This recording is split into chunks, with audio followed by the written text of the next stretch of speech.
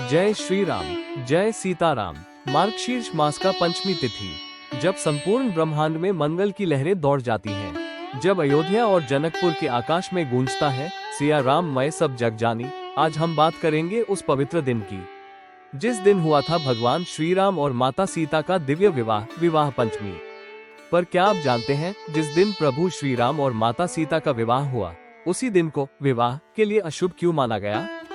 विवाह पंचमी 2025 की तिथि और महत्व। विवाह पंचमी का पर्व हर साल मार्गशीर्ष अगहन माह के शुक्ल पक्ष की पंचमी तिथि को मनाया जाता है। यह वो दिन है जब राजा जनक की पुत्री सीता का विवाह अयोध्या के राजकुमार श्री राम से हुआ था।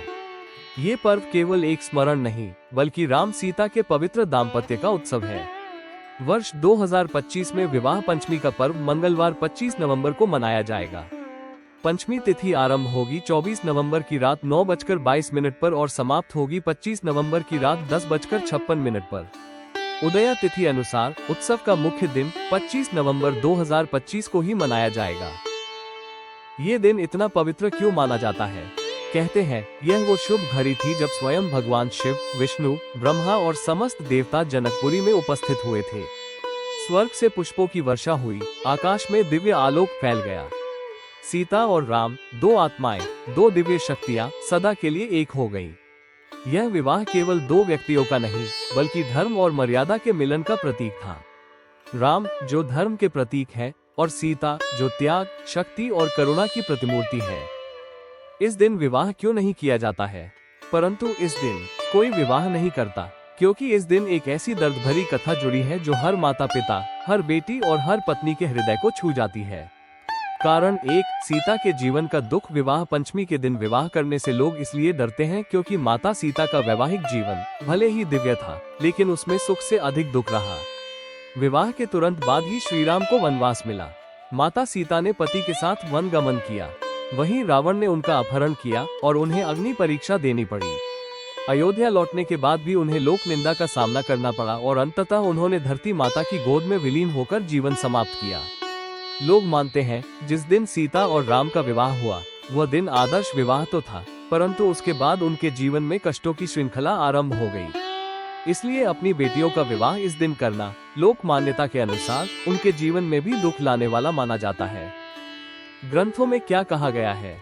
शास्त्रों में कहीं भी इस दिन विवाह करने का निषेध नहीं है। ये केवल लोक परंपरा और सामाजिक संवेदनशीलता से जुड़ी मान्यता है। रामचरितमानस के बालकांड में विवाह पंचमी के प्रसंग का पाठ पूरे भक्तिभाव से किया जाता है, परंतु इसके बाद के दुख प्रसंग, वनवास, सीता हरण या परित्याग का पाठ नहीं किया जाता, क्योंकि लोग चाहते हैं विवाह पंचमी का स्मरण केवल आनंद और मंगल तक सीमित रहे। विवाह पंचमी कैसे मनाई जाती है? इस दिन भक्तगण प्रभु श्री राम और माता सीता की पूजा करते हैं। अयोध्या, जनकपुर और अन्य तीर्थों में भव्य झांकी और शोभा यात्राएं निकलती है। विवाह की रस्में, गीत, मंगलाचरण सब कुछ उसी प्रकार किया जाता है जैसे हजारों वर्ष पहले जनकपुरी में हुआ था। मंदिरों में सीता राम विवाह का अभिनय किया जाता है। भक्त झूम उठते हैं, जय सिया राम। विवाह पंचमी हमें ये सिखाती है कि विवाह केवल उत्सव नहीं, बल्कि एक संस्कार है जिसमें प्रेम, कर्तव्य और त्याग तीनों आवश्यक है। राम और सीता का विवाह हमें बताता है कि सच्चा दाम्पत्य वह है जिसमें दोनों एक दूसरे के धर्म का पालन करें, सुख दुख में साथ दे और जीवन को एक यज्ञ बना दे। तो विवाह पंचमी का ये दिन विवाह करने का नहीं, बल्कि राम सीता के विवाह को याद करने का दिन है। ये दिन हमें सिखाता है कि जीवन में चाहे कितनी भी कठिनाइयां आए, मर्यादा और धर्म का पालन कभी न छोड़े। जो भी इस दिन राम सीता की पूजा करता है, उसके घर में सदा सुख, शांति और समृद्धि बनी रहती है। अगर आपको यह वीडियो अच्छा लगा तो इसे लाइक, शेयर और सब्सक्राइब जरूर करें, ताकि हर घर में गूंजे जय सिया राम।